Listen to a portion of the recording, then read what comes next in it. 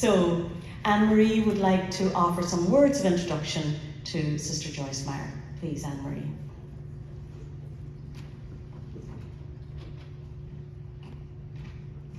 Well, on this occasion, I'm delighted to come back to the podium because it's my pleasure to say a few words of introduction about Sister Joyce Meyer. But for many of you, she needs no introduction. But I just have a few words for those who have only met her since you arrived here at the Assembly. And later, just Google Joyce Meyer and you will read in great detail about this great woman of Nano. Joyce is a member of the Aberdeen congregation and has been engaged with the work of IPA, as she mentioned on Tuesday, since 1988.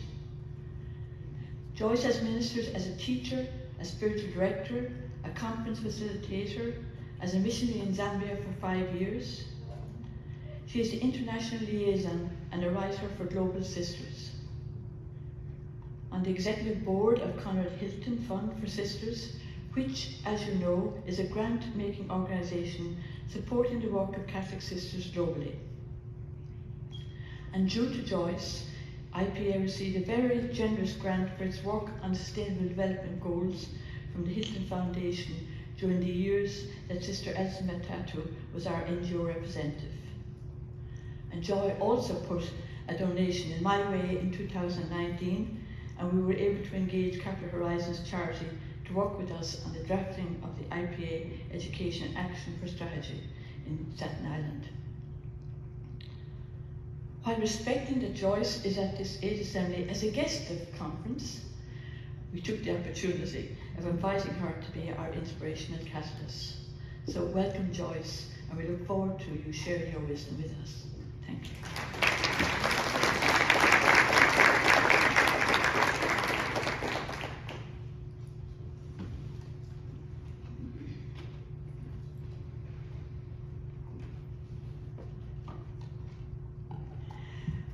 They often say that it's really good to be able to tell a story or tell a joke or something before you start, and I'm not a joke teller. But I will tell you a little story about myself. I have a lot of stories I could tell, but my name is very famous. How many of you have heard of Joyce Meyer, the evangelist? Quite a few. One time when I was traveling around the world as executive director of Hilton Fund, I went to Uganda and I got out of the plane, was walking out to find the sisters who were going to meet me, and I see this huge crowd of people standing outside the door, and somebody had a sign, Sister Joyce Meyer. And pretty soon, this minister or whoever he was, he comes at me like this and says, "Sister, have you come to preach the gospel?" I didn't know what to do exactly. At first I was taken aback, and then I remembered, oh, it's my famous name. All over the world, hotels, airports, people say, "Oh, I'm so happy to meet you. I've always wanted to meet you." So anyway, my name always goes before me no matter where I go.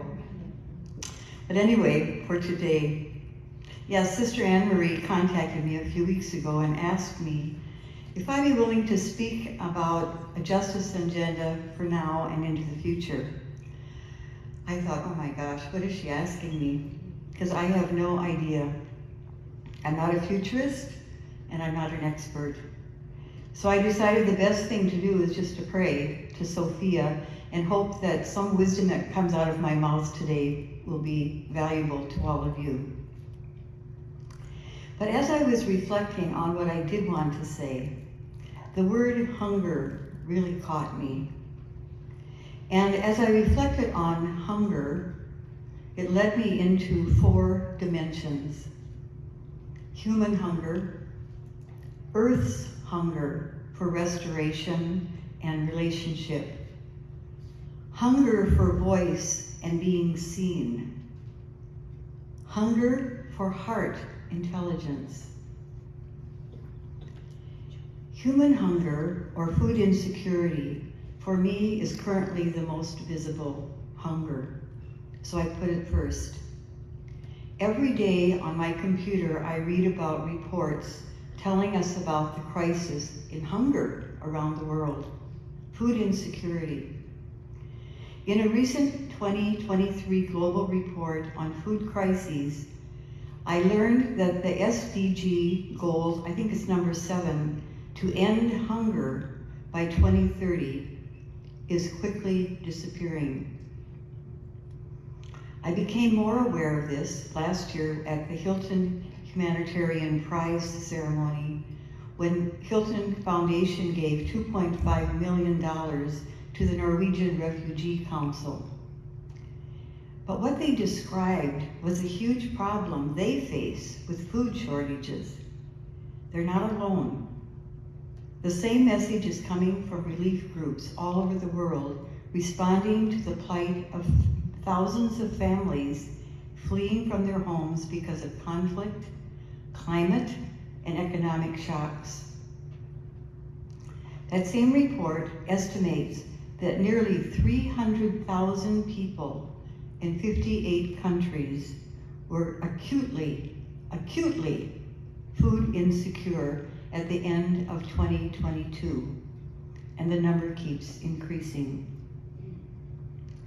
Some of those 58 communities most impacted by food insecurity are represented right here in this room. I think there are about 10 countries. So if you would please stand so we can see the face of food hunger. India. And stay standing. Pakistan. Papua New Guinea. Ecuador. Zambia. Philippines. Thailand. Dominique.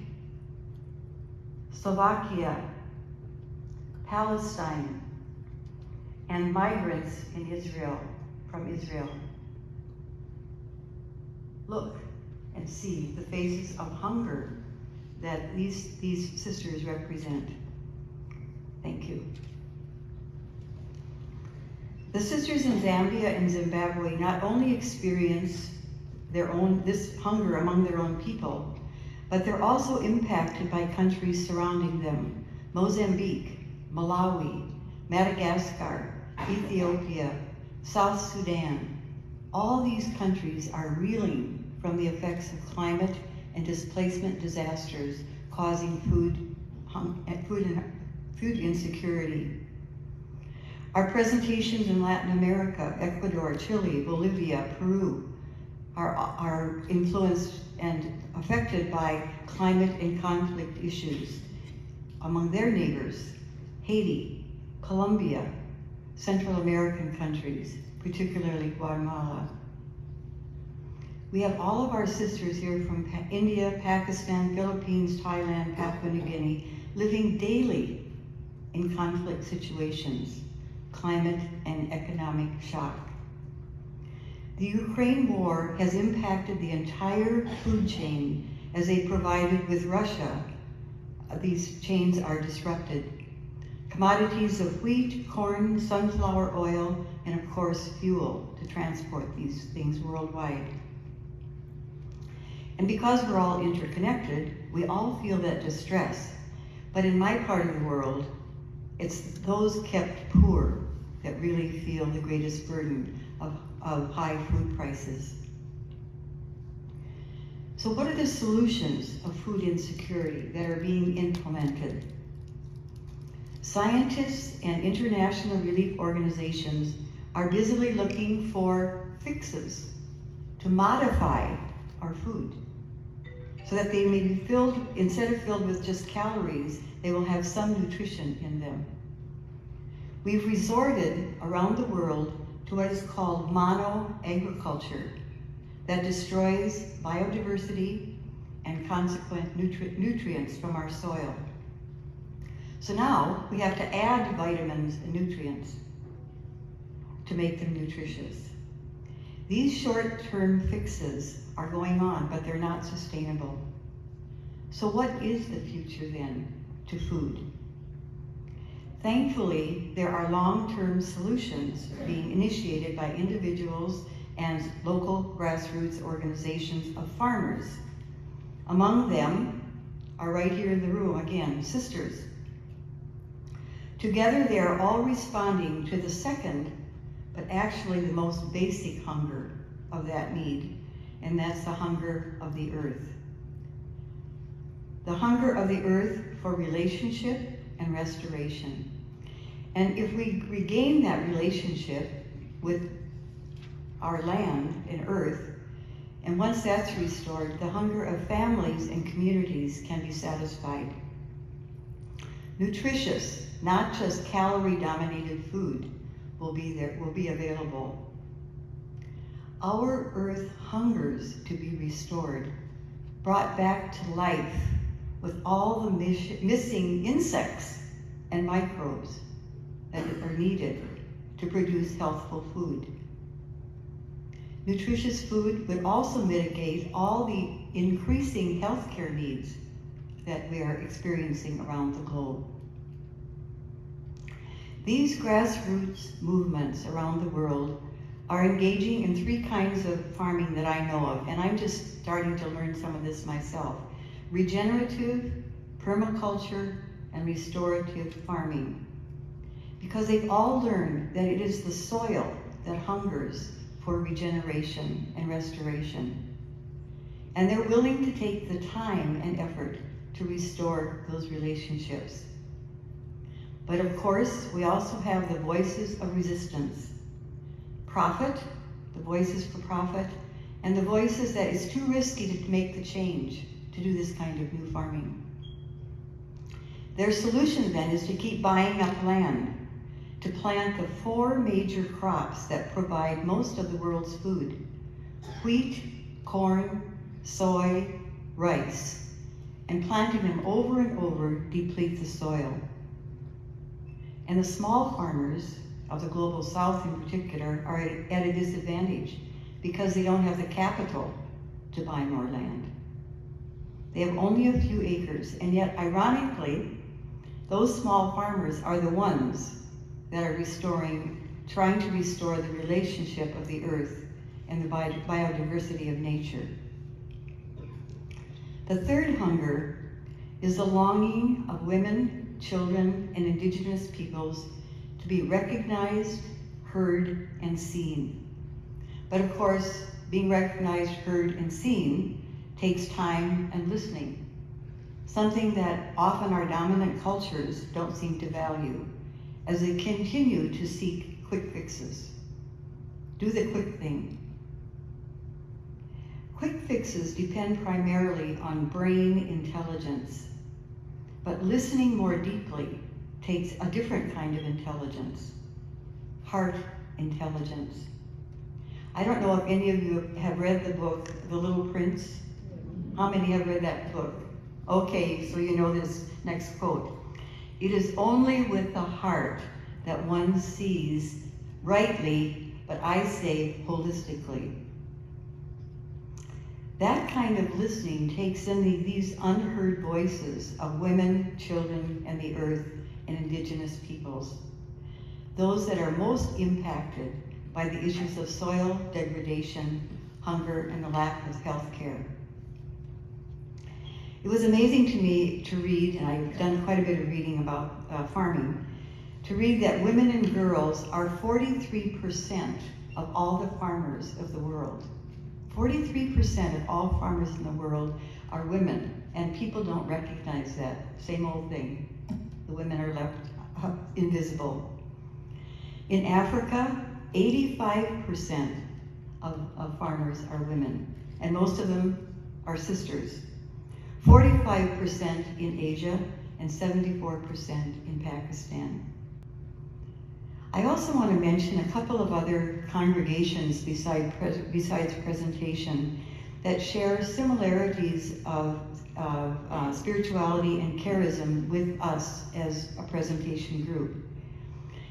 The Missionary Sisters of the Eucharist in Guatemala and Houston were founded by the sisters in San Francisco.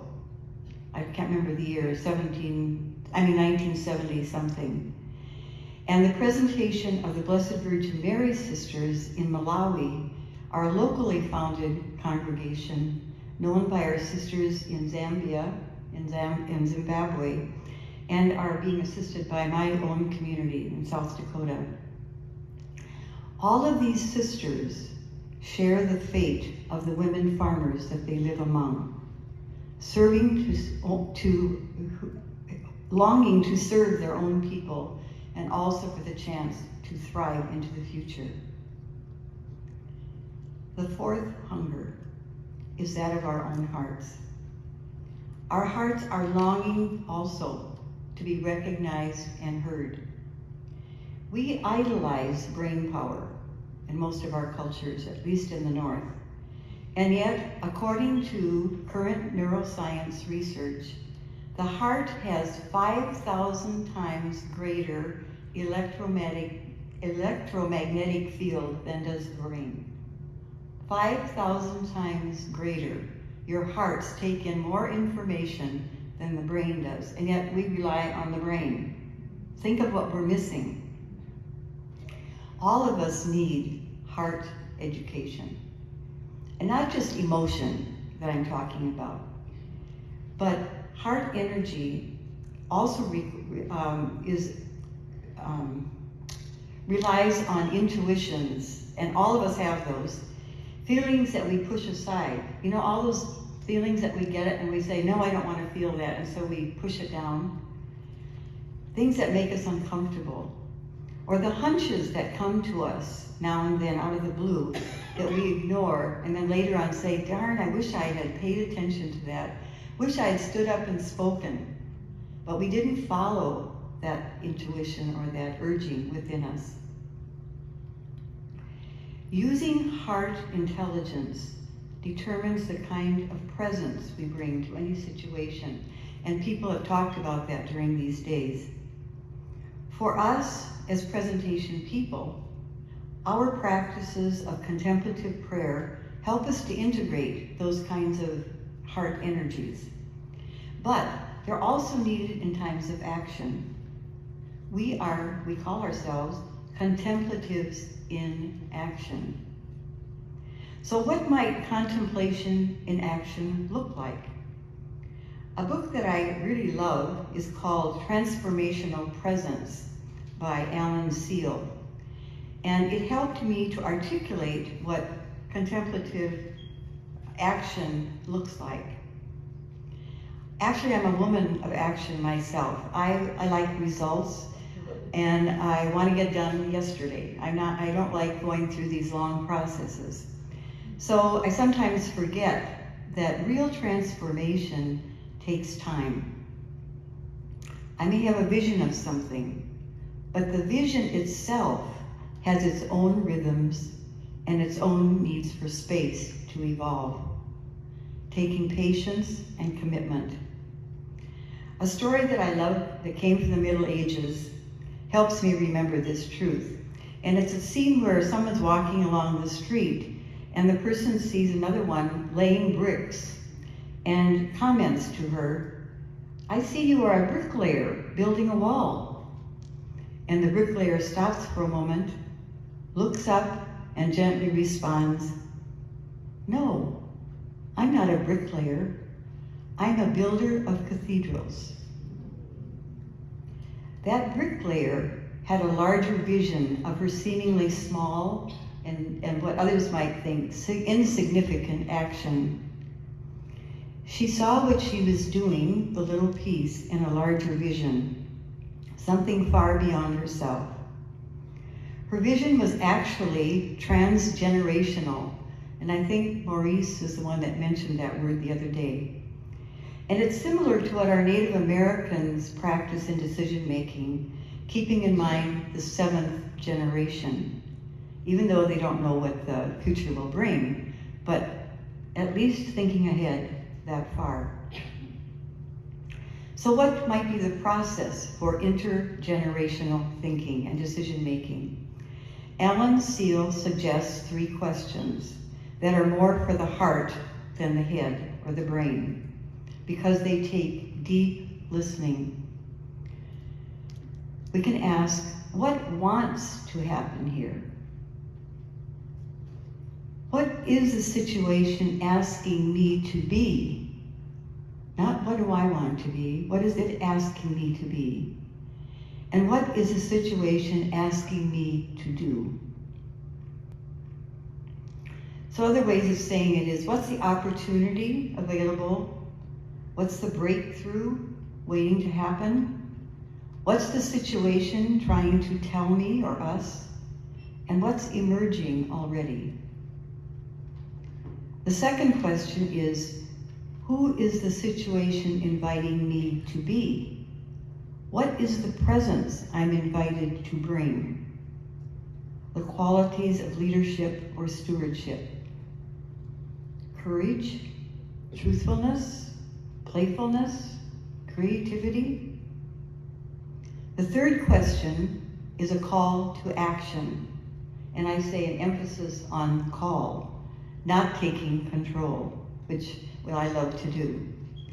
Not something to be figured out by the brain, but instead what is being sensed that can be assisted to happen? What might be needed for the next moment of its evolution? What is the next step for the emerging evolution?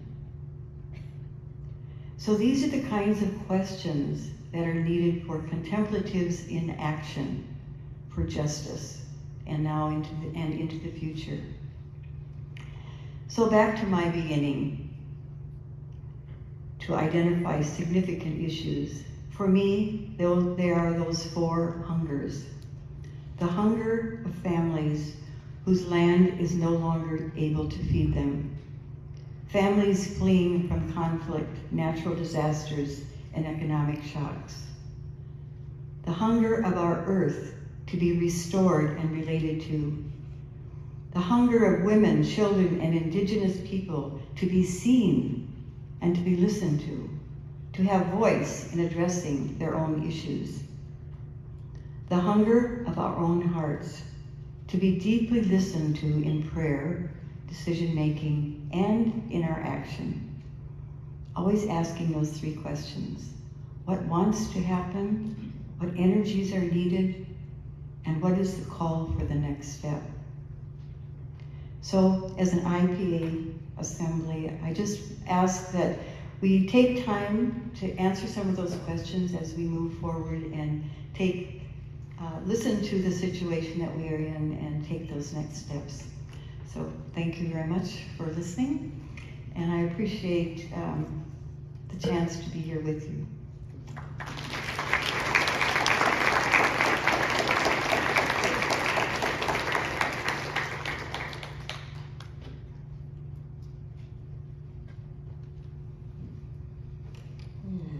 Thank you so much, Joyce.